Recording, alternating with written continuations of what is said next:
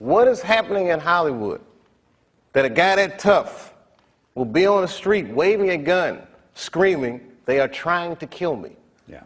What's going on? Why is Dave Chappelle going to Africa? Why does Mariah Carey make a $100 million deal and take her clothes off on TRL? A weak person cannot get to sit here and talk to you. Ain't no weak people talking to you. So what is happening in Hollywood? Nobody knows. The worst thing to call somebody is crazy, is dismissive. I don't understand this person, so they're crazy. That's bullshit. These people are not crazy. They're strong people. Maybe the environment is a little sick.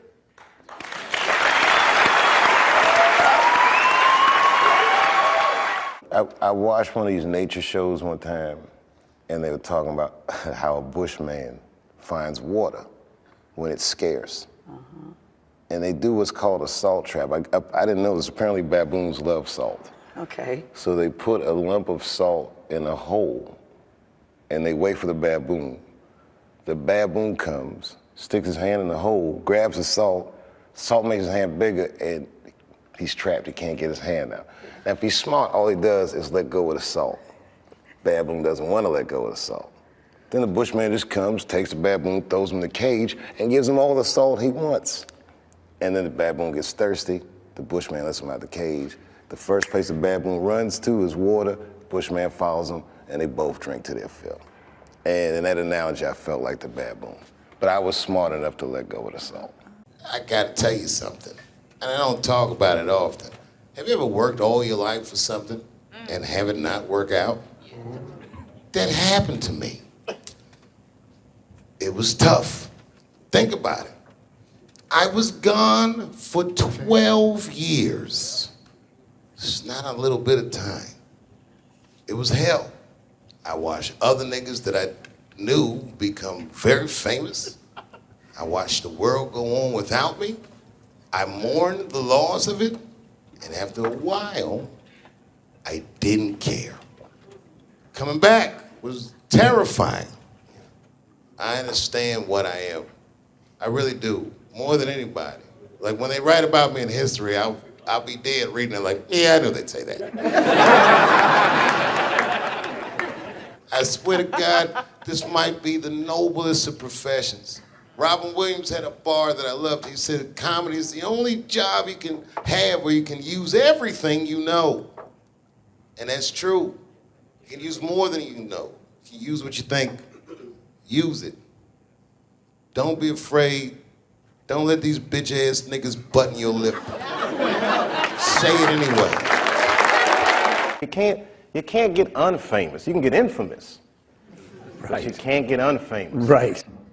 Mom. You have no idea what I put this woman through. If you had just given birth to me, that would have been more than enough. But the fact that you raised me and raised me well, we had a real oral tradition in our house. I knew the word griot when I was a little boy. A griot was a person in Africa who was charged with keeping the stories of the village. Everyone would tell a griot the stories, and they would remember them all so that they could tell future generations. And when they got old, they'd tell them to someone else. And they say in Africa, when a griot dies, it's like a library was burnt down. And my mother used to tell me, before I ever thought about doing comedy, she said, you should be a griot. And she'd fill me with every story of black life. You know, she's educated in African-American studies, and she would let me understand the context that I was being raised in, that I'm being raised in a hostile environment that I have to tame. By the time I was 14 years old, I was in nightclubs, mastering an adult world. It was terrifying. The crack epidemic was going on, and my mother would hear gunshots outside and be scared to death. Maybe it's my son. But early in my career, if you remember, Mom, you used to sit in the club with me. She'd do a full day of work. You'd be back there falling asleep, just waiting for me to go on. She would watch my show every night. Do you know how long that car ride is home?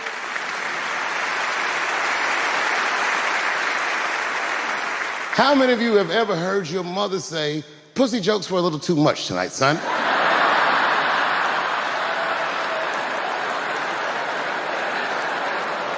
I was a soft kid. I was sensitive, I'd cry easy, and I would be scared to fist fight. And my mother used to tell me this thing, I don't even know if you remember, but you said this to me more than once. You said, son, sometimes you have to be a lion so you can be the lamb you really are. I think that America needs an honest discourse with itself. It's like the greatest country in the world by default. You know what I mean? But we could actually be the greatest country that ever existed if we were just honest about who we are and what we are and where we want to go, and if we learn how to have that discourse. Things like racism are institutionalized. It's systemic. You might not know any bigots. You feel like, well, I don't hate black people, so I'm not a racist. But you benefit from racism just by the merit of the color of your skin. There's opportunities that you have. You're privileged in ways that you may not even realize because you haven't been deprived in certain ways. We need to talk about these things in order for them to change. I do the show.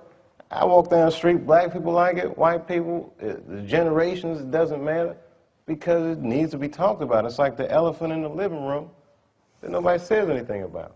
So when the Bigsby thing came out, there was a lady from Texas that called Comedy Central, I mean, damn near 100 times. She was furious with me. I wasn't mad at her for being mad at me. It's like, okay, that's good, you know. Not good that she's mad at me, but she's entitled to her opinion. And maybe she's right. I don't know. I just thought it was funny. That's what I did. I'm a comedian, man. That's how I look at the world, and that's what I'm spitting out. So I don't judge people or not like people for thinking. People that I love tell me I go too far sometimes. Maybe I went too far, but I did it.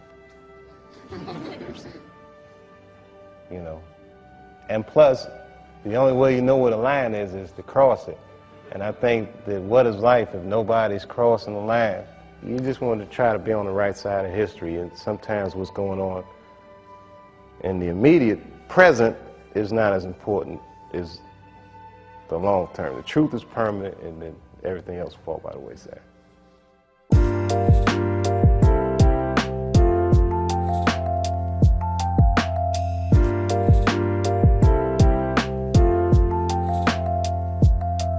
I did want to say, and one thing today just made me think about, for all the things that I've done, I'm most renowned for what I didn't do. I've made decisions in my career that a lot of people have called insane. 2004, had a $50 million deal on the table, and in a crisis of conscience, flipped the table over and walked away. Went to South Africa. Everyone said I was running away from the money. That is not true. In fact, I still want that money.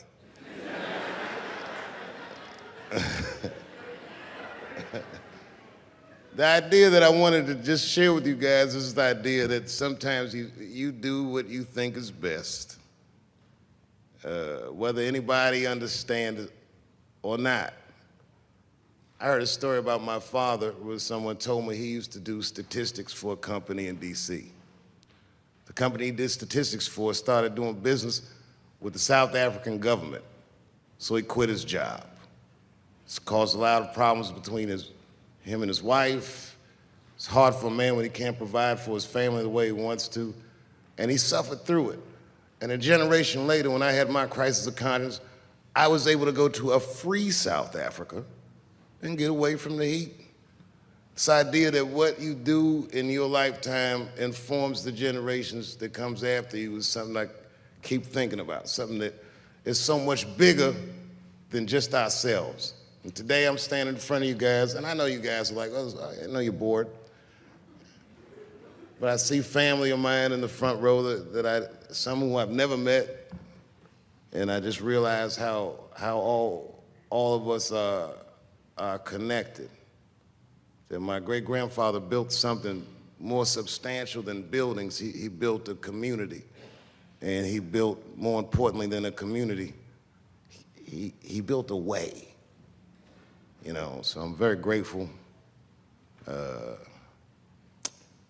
Very grateful Hello, police. I just saw him saying, you know what I mean? He's standing over like, so this is what black people talk about.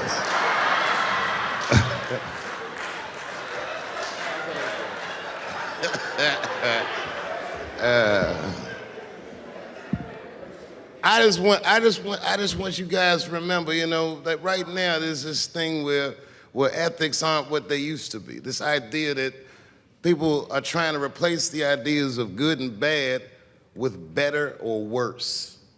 And that is incorrect.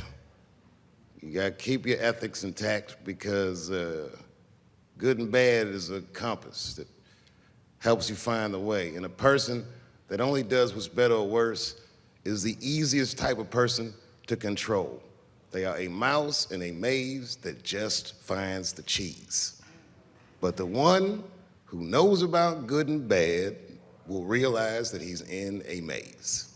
So, that being said, I just hope that all of you guys transcend whatever you see as your obstacles and that you live outstanding lives and that you stay connected to your communities because you have so much power there, and that you grow your communities and you diversify your communities, and that you don't let anybody tell you you can't or to be afraid. It's okay to be afraid because you can't be brave or courageous without fear.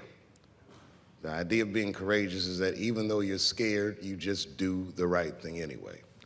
So in 2004, I walked away from $50 million, and in November, I made a deal for $60 million. So,